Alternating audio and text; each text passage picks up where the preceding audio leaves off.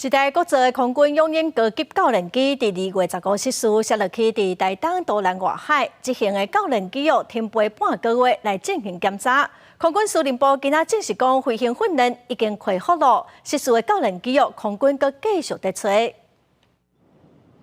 月1号早，台东市区的天顶未知出现永鹰教练机在飞。 空军司令部7月也发布新闻稿证实讲，经过飞行训练部和汉翔公司2礼拜密集的调备检查和飞行员的地面训练，即马已经恢复飞。不过也观察到有2架 F-16战机伫永鹰边仔盘飞，透早就出现10外架战机密集伫台东市区的天顶咧飞的情形。军事专家表示 ，F-16战机盘飞主要是提供永鹰医护了后飞行的外部检查。昨天。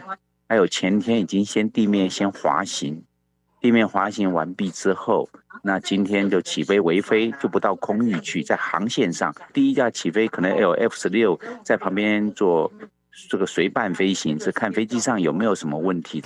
国造永鹰高级教练机对2021年开始爱交66架，予空军训练，目前已经交36架。不过其中一架伫2月15不明的原因坠落台东都兰外海，飞行员大声呼救起来。空军初步研判讲，有鸟仔攻击造成发动机失效的可能。不过失事的永鹰战机还未浮起来，无法度确定原因。不过军事专家讲，2架发动机同时阵失效的几率并无悬。 所以，这桩坠机的事件可能会引后2026年全部交机的目标。公司新闻采访报道。